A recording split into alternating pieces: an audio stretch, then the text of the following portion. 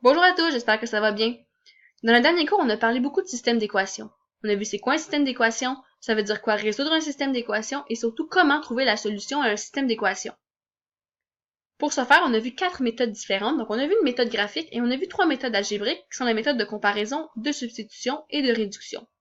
Ces 4 méthodes-là, vous les avez beaucoup pratiquées et aujourd'hui, question de conclure le tout, de boucler la boucle, vous allez demander de résoudre ces systèmes d'équations en prenant la technique qui vous semblait la plus appropriée entre comparaison, substitution ou réduction. Vous pouvez choisir celle que vous voulez. Pour le premier système d'équations que vous aviez devant les yeux, ça a bien été. On parvenait à trouver un point, donc une valeur en x et en y, pour lesquelles les deux équations étaient vraies en même temps. Ça fonctionnait. Pour les 50 situations, par exemple, c'était plus difficile. En effet, peu importe la méthode que vous avez utilisée, vous vous retrouviez à une seule équation, ça, c'est ce qu'on veut, mais qui n'avait plus de variables. Et ça, c'est un problème. Comment trouver une solution, une valeur en x et en y, si on n'a plus de variables dans nos équations? Ça peut causer problème. Donc, vous vous retrouviez avec des solutions du type 0 égale 0, ou 0 égale à une constante, ou deux constantes égales entre elles, que les constantes soient égales ou non en réalité. Et ça peut sembler difficile de voir ce qu'est la solution du système avec ça.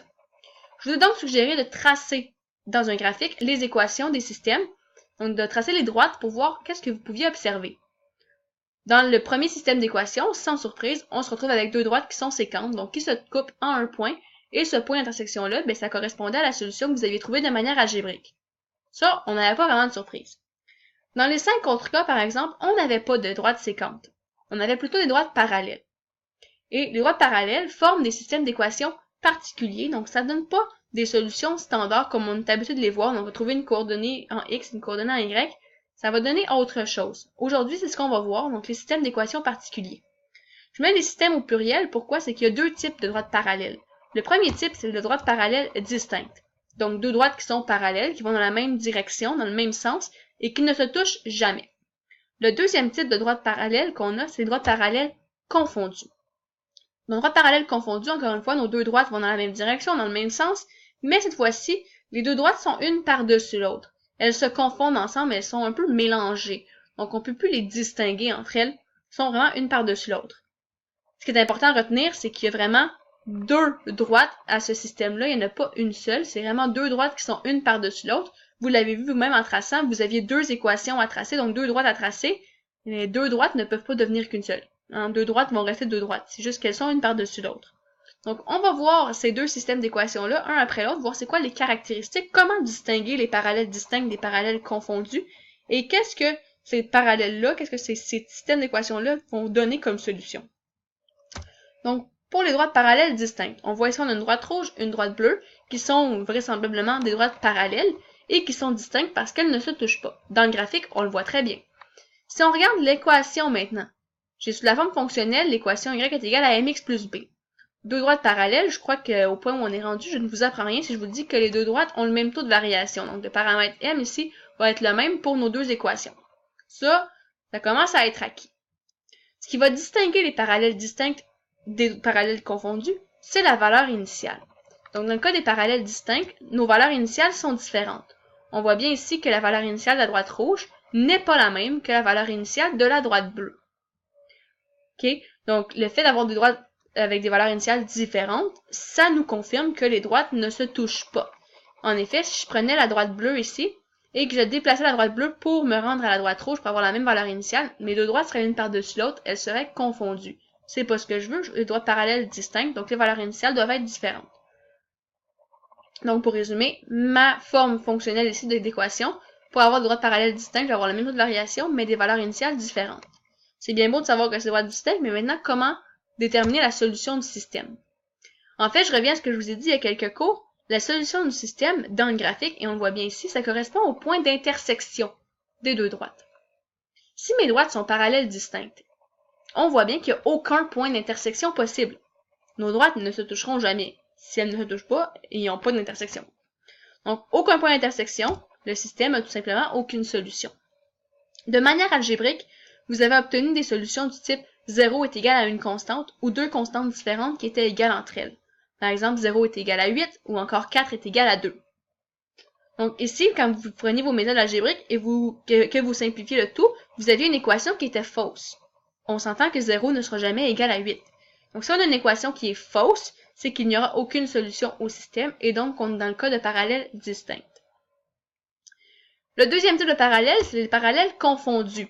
Donc, je vous rappelle et je vous répète qu'il y a deux droites dans les parallèles confondus. Donc, j'ai une droite rouge et une droite bleue qui sont confondues entre elles, donc une par-dessus l'autre pour former ce qui peut sembler être une droite mauve. Donc, deux droites ici confondues dans le graphique, on le voit bien.